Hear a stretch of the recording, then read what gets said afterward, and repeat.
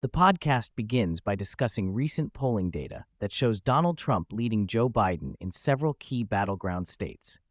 According to Emerson polling, Trump is currently up by 5 points in Pennsylvania and Georgia, 1 point in Michigan, 4 points in Arizona, 3 points in Wisconsin, and 6 points in Nevada.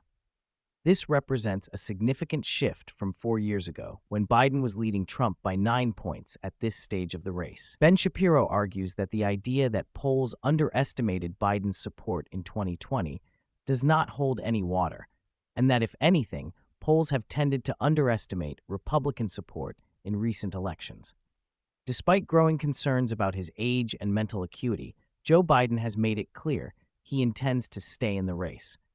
The podcast quotes from a letter Biden sent to fellow Democrats in which he states he is firmly committed to staying in this race and believes he is the best person to beat Donald Trump in 2024. Biden argues that Democratic voters have already chosen him as their nominee through the primary process, receiving over 14 million votes. He pushes back against the idea that party elites or donors should be able to override the will of voters. To address concerns about his fitness for office, Biden called into MSNBC's Morning Joe for an interview with Joe Scarborough and Mika Brzezinski. The podcast plays clips from this interview in which Biden attempts to reassure voters about his mental state. He acknowledges having a bad night at the recent debate, but insists this was an anomaly. When pressed on why he won't take a cognitive test, Biden becomes defensive, saying, "I've been testing myself through his daily activities as president."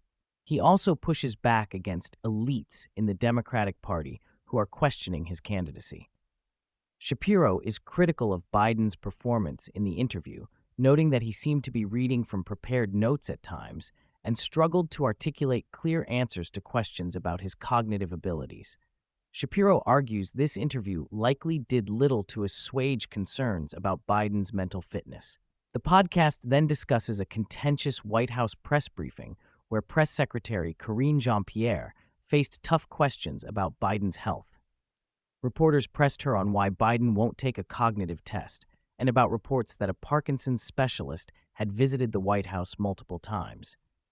Jean-Pierre struggled to provide clear answers, leading to heated exchanges with reporters.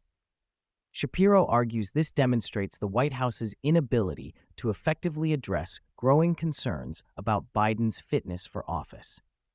The podcast paints a picture of a Democratic Party in disarray as it grapples with Biden's declining poll numbers and questions about his ability to serve another term.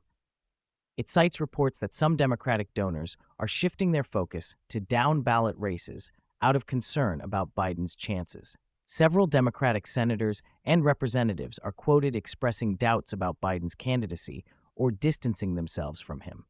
The podcast argues this public wavering by party leaders is further damaging Biden's standing.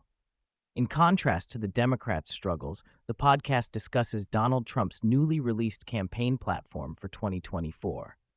Shapiro argues this platform represents a shift to more moderate, centrist positions on many issues compared to Trump's previous campaigns. The platform focuses on popular issues like border security, bringing back manufacturing jobs, and protecting Social Security and Medicare. Shapiro contends this strategic move to the center could help Trump appeal to a broader swath of voters.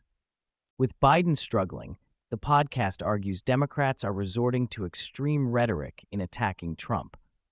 It cites a New Republic magazine cover depicting Trump as Hitler and quotes from Democratic politicians comparing Trump supporters to those who followed Hitler in 1930s Germany. Shapiro pushes back strongly against these comparisons, arguing they are baseless and likely to backfire politically. The podcast discusses a new Republican-backed bill that would require voters to provide proof of citizenship before casting ballots in federal elections. House Democrats are united in opposition to this bill, arguing it would place an extreme burden on voters.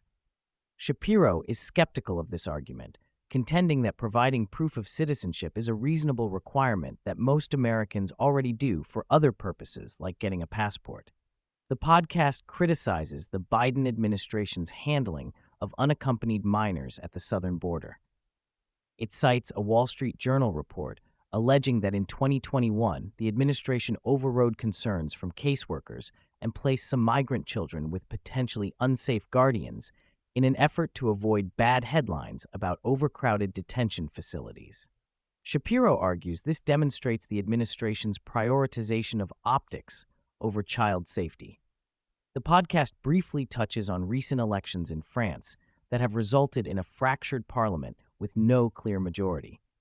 It notes that President Emmanuel Macron's attempts to marginalize right-wing parties have inadvertently empowered far-left communist factions, leading to political gridlock. Shapiro sees this as a cautionary tale about the dangers of mainstream politicians trying to delegitimize their opponents on the right.